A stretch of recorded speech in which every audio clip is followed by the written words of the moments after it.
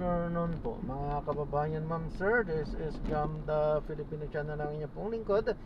So today is June 25, 2026 at tayo ngayon ay papunta dito yan sa PUP main campus. Dito yan sa may Santa Mesa banda. Sa tama, Santa Mesa, Manila. At dadalhin po natin yan sa may Robinsons Magnolia, sa may Kaunlaran, New Manila, Quezon City po yan. Okay, magbabalik po tayo mamayang konti po pag nakuha na po natin sila. Disclaimer lamang po, ang content po natin ay kalsada at hindi ang passenger. Kaya nga naman, saka naman po na may marinig kayo mga pangalan ng lugar, pangalan ng tao, pangalan ng organization sa government o private man yan, ay wala pong kinalaman ng channel na ito at wala pong pinapatungkulan. Lahat po ng pinag-uusapan dito ay pawang dito lamang po yan sa loob at wala pong pinapatungkulan sa labas. Magbabalik po tayo mamaya konti pag nakuha na po natin sila. Samantala, makinig tayo ng mga nagbabagang balita at halaga yan habang tayo ay papunta doon yan sa ating pick up area. Continue straight at the first intersection, then in 60 meters turn right.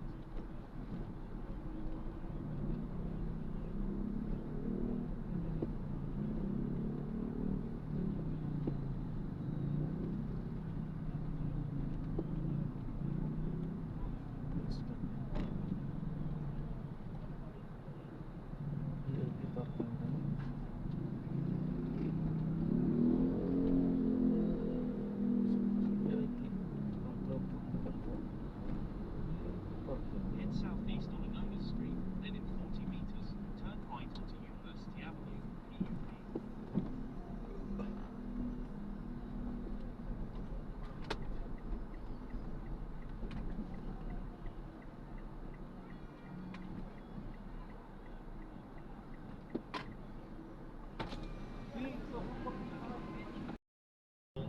Nung inimbento nila yung kaso kay then Senator Laila de Lima, napapirma nila napapirma nila yung mga convicts na gumawa ng kwento. Tapos naproteksyonan nila itong mga ito na hindi na subject sa investigation, sa cross-examination. Kaya nagamit na lang nila enough to imprison si Senator de Lima. Pero ito ngayon hindi na obra eh. Wala magpo-protect dito sa tao na ito kung sino man yung i-represent niya. Kaya alam nila yan na pang display lang nila yan, pang slide lang nila yan. Kasi pati yung records, yung tax records doon, Sentry, kailangan ko lang gawin ay pero mo tumatanggap ka ng ganong kalaking pera, nagbabayad ka ba ng tamang buwis? Oo, tsaka yung basic na birth certificate, yung saan siya nag-elementary, high school, buong pagkatao mo parang si Alice Go yan, hindi pwede ma-invento yan. Itong mga ito naman, itong paglololokohin tayo eh. Gano'n na lang.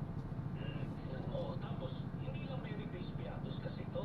Marami pang mga bogus names na na-find out ng PSA na non-existent. Paano yun? Isa-isahin nyo rin. Di ba? Yun ang problema nila. At saka, syempre, paano kung ang palusot Sentry, di mo mali lang yung pangalan, parang nickname, yung Mary Grace Beatos. Eh, sabi ko nga, sige, ilabas nila yung kung sino man yung tao na yun, na kung sino yun, tapos isa-subject yun sa cross-examination. Mamimilitin yun. Hindi madaling mahina-hina ng kwento. On the spot. Yun. Sentry, itinutulog din noon na buksan na yung box, mystery box. VIR box. VIR tax records. Ngayon pa lang, para mamarkahan na nga na ebidensya. Pero mukhang hindi pa rin. Anong tingin niyo doon? Okay. Alam mo yung sinasabi nila palagi noon, nung panahon nila, kung wala ka naman tinatago, bakit ka natatakot? Di ba? Ngayon, ganun yun yung kakaharapin nila dyan. Di ba? Kasi sila nun yung, gumagamit ng ganung argumento. Ito kasi, very important itong VAR box na to. Kasi dito natin makikita, kasi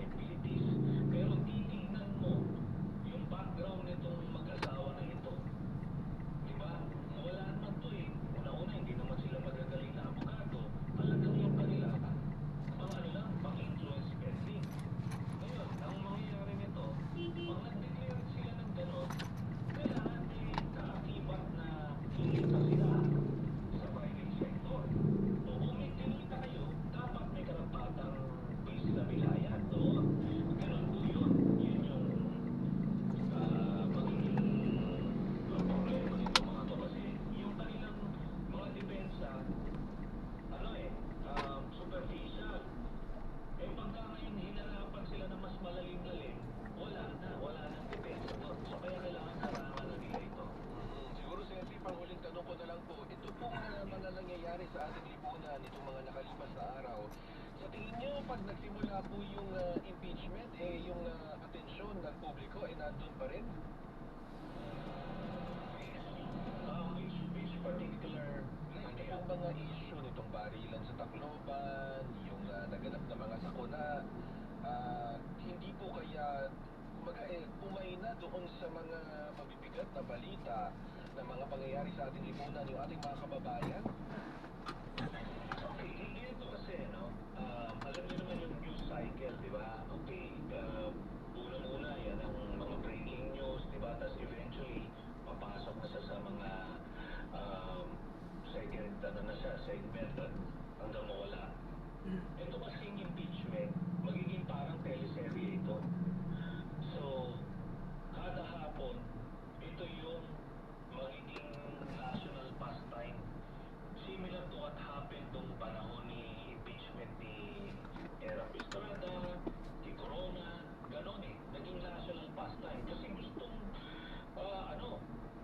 gusto rin maging involved, syempre, yung mga kababayan natin. Gusto nila malaman, ano ba yung totoo talaga dito? Kaya with that, yun pa rin yung magiging news of the day. Ika nga, magkakaroon kasi ng platform eh. Yun po yun. Pero it doesn't mean na yung mga bagong issues na ito, yung mga mabibigat na issues, hindi naman ibig sabihin nun may sasantabi yun. Pero, kumaga, masusuplan siguro for a day or two, then babalik ka ulit sa impeachment kasi, ano siya parang teleserye nga siya. Yan. Alright, sige po, marami pong salamat, Sentry. Magpapantay din po kami sa mga pangyayari dyan sa impeachment trial. Maraming salamat po. Maraming salamat po sa inyo. Yan po si dating Senador Antonio Sonny Trillanes IV. Hoy, susunod na partner sa Radyo at Digital TV ang Arangkada Balita. Kasama si Nina Corpuz at Jack Batallones. Mapapanood dito sa PRTV Prime Media Channel 31 at mapapakinggan sa DZMM Radyo Patrol sa Istrenta, sa Metro at Mega Manila. Mapapanood naman ang Asian Spotted kasama sina Tony Velasquez at Rica Lazo sa DZMM Teleradio Cable Channel, DZMM Teleradio YouTube Channel at DZMM Facebook page. Happy weekend! Bye! Hindi pa! Bye! Isa pa! Bye! Anong take mo sa DZMM? Mga balitang kumpleto, bantay sa mga makakalagang pangyayari sa impeachment trial ni Vice President Sara Duterte, July 6, Lunes, alas 4:30 ng hapon sa PRTV Prime Media at FM Original. Nagsaservisyo niya Corpus at Institution po nandiyan para ilapit po yung mga serbisyo ng mga opisyal ng gobyerno, ng mga ahensya ng gobyerno sa taong bayan. Ang mga karaniwan po namin mga guests talaga, pag nagpa-all-up ng kanilang time and bibigyan ka ng servisyo DSWD, DOH, syempre kapag may mga calamities. Ito calamity zone dahil na po sunod-sunod yung kalamidad sa ating bayan. Nagbibigay po kami ng tulong sa inyo kasi yun naman po talaga yung objective ng programa, yung po salitang nagsaservisyo. Para sa Bali family, tanong ko lang po sir, may loan pa po ako sa pag-ibig, pero nagtatrabaho pa ako sa Manila, pwede po ba ako mag-loan? Hindi yung servisyo na inaantay mo lang, nabigyan ka ng ayuda, tapos goodbye, tapos na. Hindi lang po gano'n. So itong servisyo po na ito, kung mga gusto natin maging proactive ang ating mga mamamayan, alamin po natin kung ano yung mga servisyo na nandyan. Mawalan nga lang na po, babalik po sila para bumanat with you.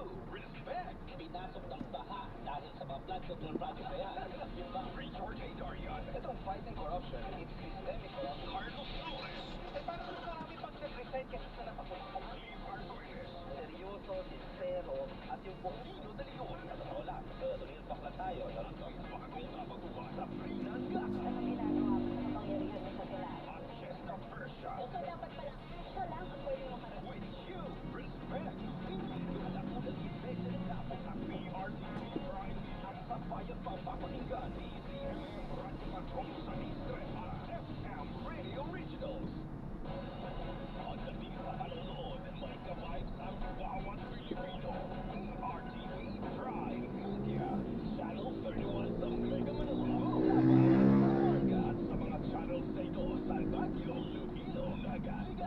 Batangas, Cagayan de Oro, at General Santos pati na rin sa YouTube. Yan ang PRTV Prime Media. Goodbye!